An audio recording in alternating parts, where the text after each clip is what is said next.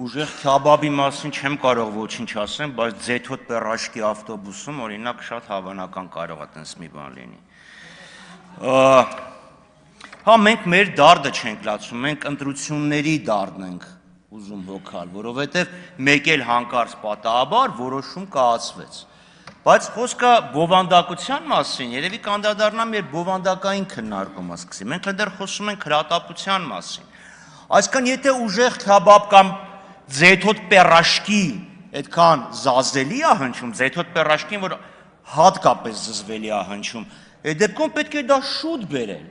Ոչ թե նրանից հետո սկսեցին ձեթոտ պերաշկի ուտել ավտոբուսի մեջ առանց անձեռոցիկի։ Լավ, այսինքն ակնհայտ է, չէ՞ որ հենց ինչ-որ մի բան առաջացավ, որոշեցիք փակել այդ տարբերակը։ Խոսքը դրան է վերաբերում, ոչ թե որովհետև մեկը քյաբաբ չի ուտում, մյուսի համար էլ ձեթոտ պերաշկին է տաճ։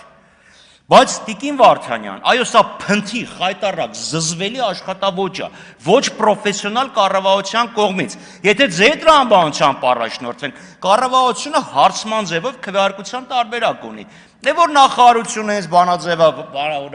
կառավարության որոշման նախագիծ ունի, թող դնի հարցման ձևով շրջանառի, դրական պատասխանը ստանա, գա ազգային ժողովն է պերմանենտ կաշխատի։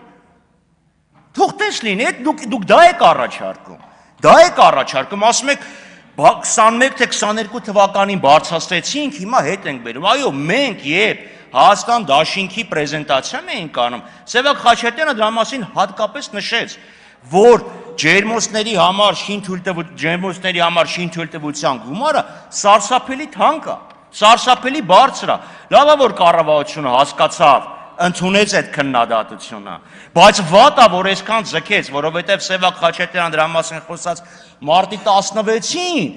մարտի 17-ին ասա շուրջ արդեն աշխատանքները պետք է լինեին, որ նախորդ քարորիային սա ընդունվեր, մին ենք ասողեք իմ խոսքերը։